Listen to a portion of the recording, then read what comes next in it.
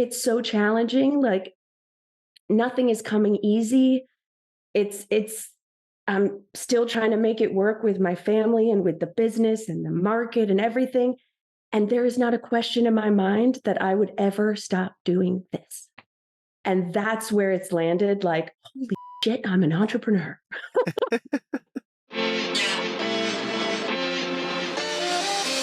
Welcome to the MiiR X Podcast, a show that dives deep into the untold stories and untapped brilliance of business leaders, creators, and change makers who are shaping the world around us. I'm Brian Pape. And I'm Rebecca Pape, and we're the co-founders of MiiR. Today, we have a very special episode lined up for you. Our guest this week is Meghan Higney, the driving force behind the revolutionary footwear brand Message, which Fast Company calls the Birkenstock for athleisure. From the humble beginnings of an idea to the launch of her business, Meghan shares her inspiring and real journey of building her brand from the ground up. Let's dive into our conversation. Those of our listeners who don't know who you are, we know who you are. Tell us, Meghan, about yourself, your family, and where you're located. Yes. Hello. It's so good to see you both.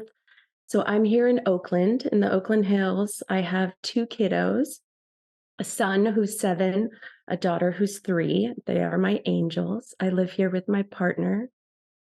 And we've been in the East Bay for a few years. And yeah, these are my people.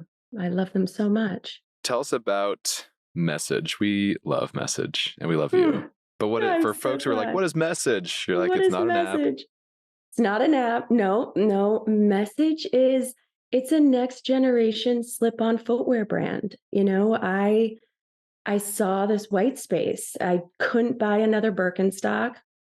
I knew there was a huge portion of people who never really opted into that, Birkenstock vibe. There's a huge ourselves portion, included.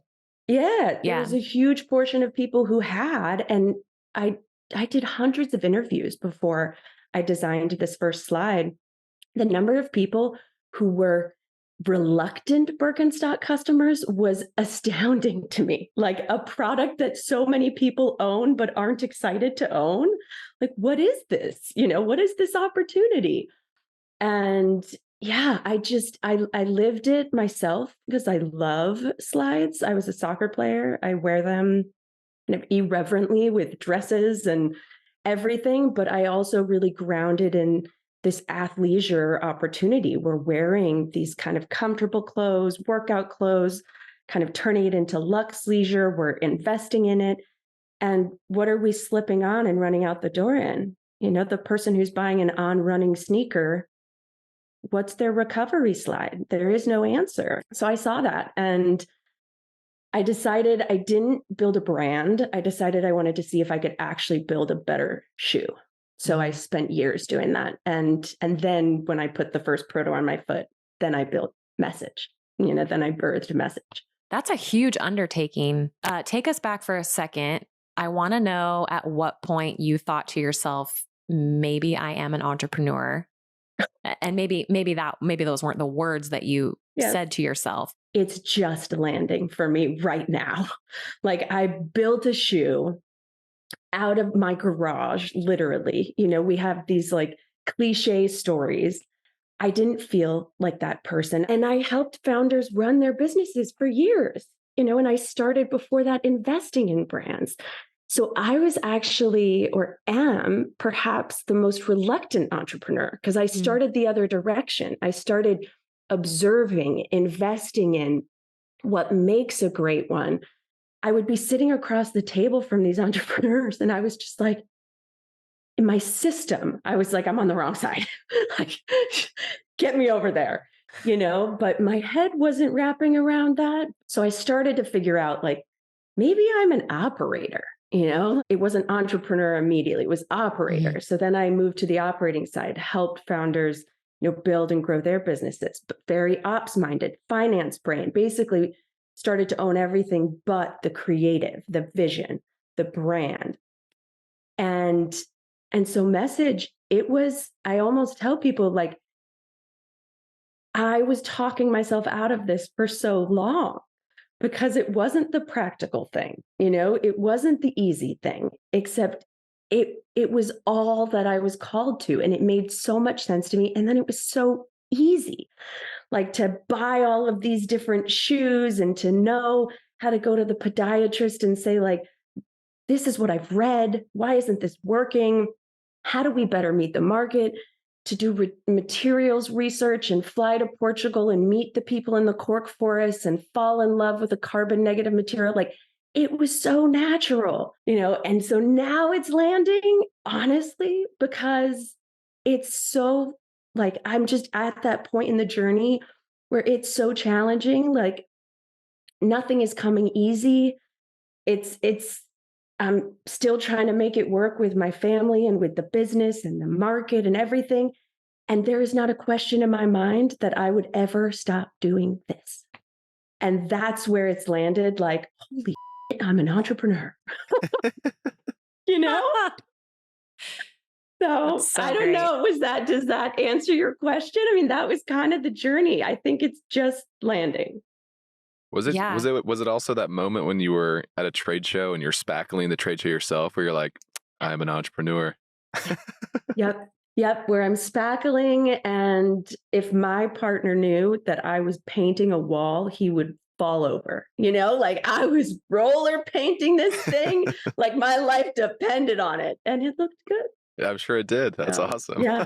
Yeah. And doing what you're doing with little kids, we didn't have our first until we were 6 years in or so. And I don't think there's any better example of a living being who is more in tune with where attention is being directed than our kids. Mm-hmm. Sometimes we're not even aware, you get a ping on your phone, and next thing you know, you're 15 minutes into something that you didn't even seek out, and your child is keenly aware that your attention is now directed towards your phone and not toward the game that you were playing or the meal that you were preparing. Yes. Just yes. It's a lot for sure, and it's kind of like everything, like in business, like take the months and don't stress the down ones. No, it's going to come back up. I think it's a grace. I'm trying to just offer myself so much grace. Like, I am bringing the presence I can to them, to message. The comfortable historical thing has been to overanalyze, be hard on, all the things in an effort to perfect, do better, whatever. And this has been such a gift, because the only option is to surrender to, I am doing everything I can with like as big of a heart and as much presence as I can. And that feels really good. Totally. I think it's the first time in my life where I've actually been able to give myself that, because there's not really any other option. I'm trying to take the power law of like the 80-20 rule with time, because as the calendar and the day fills up and there's so many meetings and everything is important, so nothing's important, and really trying to get better at distilling down where the time should be spent and not that it's about maximizing every moment, but it's about making sure that you're paying attention to the 20% of things that's going to reward 80 or yield 80% of whatever the desired result is. Exactly. And it's almost like, okay, so the next layer, like, we know that to be true, right? There's some like in between world there where we can trick ourselves into thinking we're doing that thing, but are we really dropping into our knowing of, actually, this is where I need to be spending my time right now, and all the other stuff just needs to pause. Yeah. Totally. Can you think of an example? I do think that there is a related answer, which is the wholesale piece of my business. We have a showroom. We have a showroom who works with specialty boutiques who shows our product, and they've been picked up by boutiques across the country. This is actually not the kind of driving force of our wholesale business. There is an ability for me to tell the story. This is important for me to do because of cash flow. But the truth of the matter is, my knowing is that those independent specialty stores are not actually my target positioning and customer. My customer is going there. That is not the first place I want them to find me. So that is a distraction. Where do you want your customers to find you? I mean, besides your website, obviously. Besides our website, I would like specialty, let's call it movement studios and shops. So specialty running, yoga studios in our key markets that are, these aspirational places. I mean, this is akin to Lululemon and Alo in their early days. The instructors become the creators, become the digital content flywheel. Birkenstock, their last earnings call, they just said that their next growth vertical is recovery, that they're going to go out to all of the, specialty running shops. Was worthwhile to connect with the Birkenstock folks on my trade show tour because they were like, where do we find these shops? I was like, Birkenstock, you have all the resources, you know everything. I'm not going to tell you the like small sweet sauce that I've got,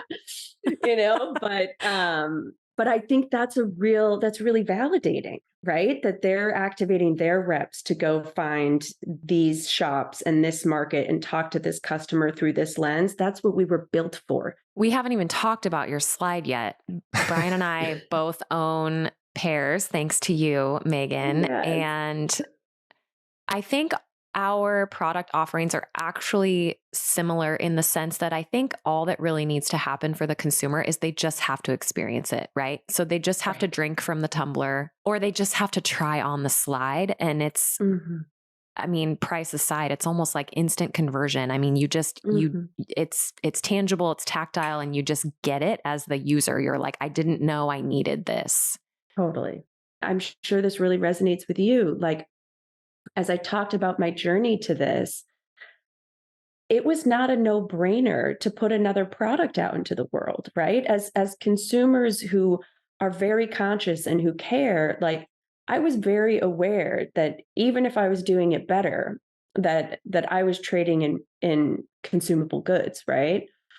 So it was so important to me that it be something that I knew I could uniquely do different and better, and that the customer wanted and needed and didn't know that, and that we would keep doing better on the journey. So we make them as durable as possible, and you need to figure out something to do with them at the end of the day.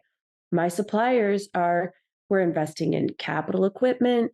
I mean, we're doing it to be able to take the footbeds back. We built it to be able to take the shoe apart. Like I knew I would do it the right way, even if it's, it's poco a poco, they're baby steps. Does it seem like to you that the the right way is often the long way? Like it, you know what I mean? Like everybody wants growth and hockey sticks and, all the things. Yeah. And yet to be able to build systems where you can be circular and take things back and to have growth that's sustained, you kind of have to look at it on a longer time frame and horizon. Yeah. And I don't know. I'm just so encouraged by you taking that alternative path too of this is the approach that we're going to take to business. Because it's like so I don't know if it's unpopular, but it's just not seen a lot, Totally. We haven't yet talked about your team, Meghan. Who's in the room? Who are you bouncing your options off of? Yeah. Oh, that's a good question. So I had one full-time employee. Incredible. She was merchant. So she was perfect. Like spoke of the wheel, she helped with product and assortment, the website and merchandising and analytics, ops, she do it all. The perfect, first employee. I can't afford her. For me, we have to keep that monthly tick so low to not have to be pulling levers that feel like they don't make sense to pull right now. And so she's contracting with us still, but I don't have any full-time employees. It's just me. It's lonely right now. Honestly, going into this, I didn't have a co-founder, not because I had a perspective on that, but because I didn't have someone there. And I wasn't and it was such a slow organic build, right? I started to build the shoe. Then I had a proto that I was like, wow, this is incredible. Then. So that was never really a thing. And I know the pluses and minuses, but right now I'm like, God, it would be fun to have someone who was really skin in the game with me right now, like. And it's real. Like the highs are high and the lows are like, I'd say the highs are higher and the lows are lower. When people are like, what's it like? You're like, I mean, it's work, and it's kind of, I think there's things that entrepreneurs will experience on the low end that are just so real because you have everything on the line. I still think back to the first time I saw a stranger who had a MiiR bottle in Seattle, and I think she was she was like, who, what? Like, I just bought on the internet, like freak totally. out, and you're like, this is amazing. And it is funny because like you get this like ego, you're like, oh, and then you're like, hey, nice bottle. And they're like, huh, what? Like, kind of like someone gave it to them or whatever. And you're like, oh, okay. And then there's the times when someone's like, oh my gosh, this bottle's my favorite bottle. They tell you all about it. And they're like, oh, how do you know about it? And you're like, oh, I have some experience with the brand. Brian likes to keep his identity hidden in those conversations, and it's kind of awkward at times. I'm like, just leave it. Either leave him alone or like tell them. Brian. Yeah, totally. What have you had a message in the wild moment? I guess physically, no. I've had a lot because I wear them. I was just at a school field trip for my son the other day. 3 moms. I mean, there were probably 12 moms. Let's take a percentage here. Separately, we're like, where did you get those? Can I get them? And I kind of had one of those same moments, which was like, where did I get them? Do I tell them? Like, these are mine. And they're like, no, I know they're yours. Like, where did you get them? No. So good. No. This is my brand. You know how I have a shoe brand? Oh my God. Tell me the website. Let me get them. It does. It's so life-giving. We know you're going to be successful because every time we wear ours, people are like, where did you get these? Because they're so iconic looking, they're so comfortable, and they're unlike anything you've ever seen. And I think for the, you're onto something with the Birk thing. I mean, we had a friend over at her house, and I had Birks during COVID that I bought online. I was like, yeah, sure, I'll try these out. And I put them on, and my friend looked at me, and she just like shook her head, and I was like, yep, not for me. Totally. Straight back. Totally. I said to the woman who she does some fun TikTok content for me, I was like, it's not me like thinking about the next viral thing, right? I mean, you guys probably think about that because look at what Stanley, look at what happened with the Stanley Cup. Like, I think about the long haul. I'm not building a business to go viral in a moment, but I really do see and feel this like palpable quality to the aversion of one thing that has not been replaced by another thing, know? And I do think that there is something there. And I've been a little bit like sheepish, but just like, I feel like I want to stay true to my positivity. Like, go Birk, you've crushed it. You were just like in a movie as the like feminist option, like heck yes, and the customer's ready for something different. So I'm trying to still figure out how do I tell that story in a way that doesn't feel like it's trying to tear something down, because that doesn't feel true to me at all. But there is some fun ways, I think, to storytell like that we're ready for something different. Totally. On a micro level with Stanley, people are like, aren't you jealous? And I'm like, no, because to have one SKU pop that hard, that fast in such a short period of time, I'm concerned for them on the back end. And, we have friends that work there. So we're like, oh, I hope they like don't fall off a cliff. So I'm not jealous of their growth per se. I also know that like, that's not our customer for the most part, because our desire is hopefully to sell to somebody who's not chasing a fad, who wants it because everybody else had it. And I think that's where like the timing aspect of it is just, again, the long haul, thinking about it on the long term. And what are the, what could we take away from the, the understanding of Stanley of taking that moment, capturing lightning in a bottle and taking it off. But yeah, we try not to focus on the negative. We did run some fun ads though, where because we felt like we related to the party, and we handled it better because we feel like our handle is not as bulky and kind of awkward. So that's good. We did have some like little jab of handling it better. Good.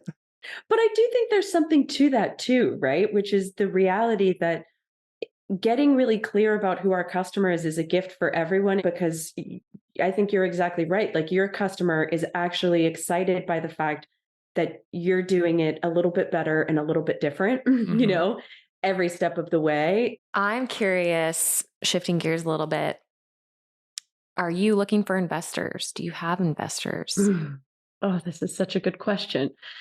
I mean, yes and no. I was looking for investors because I built the brand not to only take $1 million, which is what I've taken in 3 years.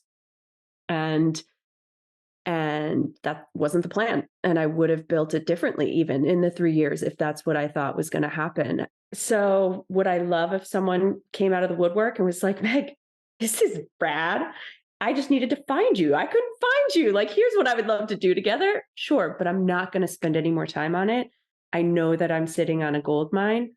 I believe like spirit in all the ways that this is with purpose. So I'm just leaning into it. And it's not super duper fun for my family. We're actually going to move. I need to bring my cost of living down because I've put everything into this. And I won't stop. We're doing it. The life of the entrepreneur. We're doing it. Exactly. There's nothing else. It's hard. It's hard and it's beautiful. Like much beautiful. Of life. Totally. Yeah. Oh my gosh. It's cracked me open in ways that we all should be this open, right? It's like being able to receive and ask for help and vulnerabilities around all these things. You know what I think about? Did you read the Phil Knight book, Shoe Dog? Oh, of course. I think about that book weekly. Right? So I often think about how he talks about when he didn't think he could pay his mortgage, and he sounds so flippant in it. And I want to ask him, like, was it that easy? Did you like, because sometimes I wonder, I'm like, am I making this bigger than it has to be? Like, I'm going to be honest. I've been curled in a ball, felt like what have I done to my family? How am I here? Like, this is a problem. And I think about those words from him, and he just sounded so super zen about it all. Like, I'm like made to be wealthy. It's going to happen. But like, I don't know about this mortgage nonsense right now. And I try to embody that because I'm like, in the nonlinear time continuum, I can feel the wealth in all ways, the abundance in all ways, around the messages, the love, the business, that's here. And when it's not here right now, it can be really uncomfortable to sit in that knowing, and not be like, am I kind of nuts? How many times have you thought about quitting, if any? My partner has asked me that. He's so super supportive. It's so cool to see. That's a whole nother conversation. But like, never have I actually seriously felt like there's any pulling of a cord. My words do not always align to that. Sometimes I will say, like, I honestly don't know how I move forward from here, and that's not truth. And it's beautiful that he can remind me of that. Like, well, cool. You said that 2 months ago. And you did. In 2018, was it, Brian? We had a moment or a season like that where we were talking like we were ready to be done, but I don't think we actually meant it. It just was a hard season for a variety of reasons. Would you agree with that? I remember this conversation of being like, I don't know how we get through this. It feels like we're going to hit this wall. And yet I know there's like, kind of like what you said. I'm like, I know I know with everything, we're going to be successful and we're going to get through this. I just don't know how it's going to happen. And I'm so tired. I'm so exhausted from running out of money, from horrible things happening that you don't want to share with your team because you don't want them to leave or freak out. Totally. And just constantly running up against things. Like, I remember, I think this is before 2018, where there was a port strike in Seattle and we were only importing a few containers at a time. And all of our inventory was on a ship for weeks. And if you can't ship, you can't invoice. And I was just like staring down the whole cash flow going, oh my gosh, this is where it ends. But it's true. It's like, it always works out. There are so many metaphors, right? With life. It's like, we can keep in those moments, we can keep pushing forward and decide that we have control and that there's something that we can do, or you can just surrender to like, this is what's here. Who do I call? Who do I ask a favor of? Who do I let know? Like, I got you, but, Totally. and I think that's the part I'm living right now that feels kind of surreal, kind of cool, and fairly scary at moments. It's so like grounding and humbling to like the problems. I mean, we all have problems and we're trying to grow and improve our, whether it's our team or processes, product, all of it.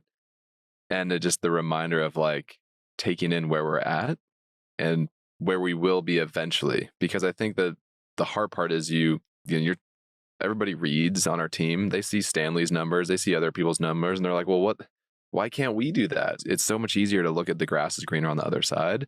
Exactly.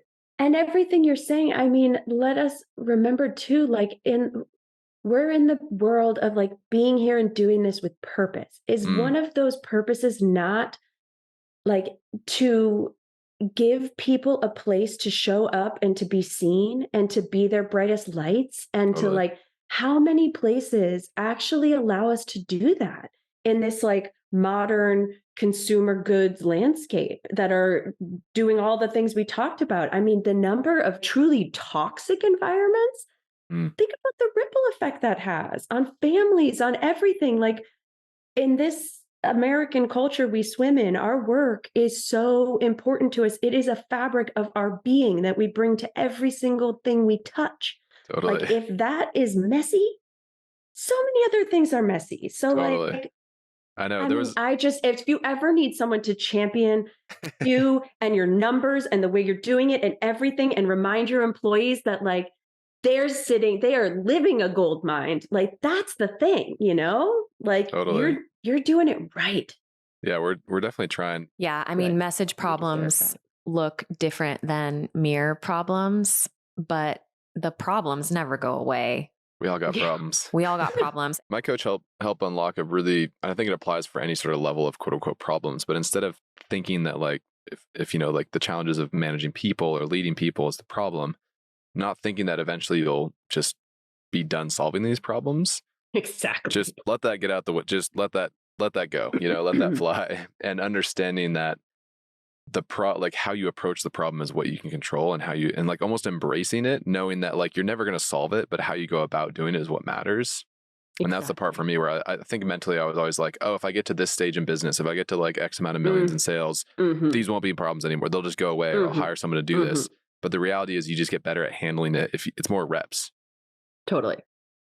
Again, life analogy. It's like our growth work. Are we ever going to get on the other side of that? Like, no, we're just going to keep doing this and we're going the right direction. Totally. But it's a forever journey. There is no easy bus. Yeah. Don't be waiting for the easy bus to come around. Yeah. Totally.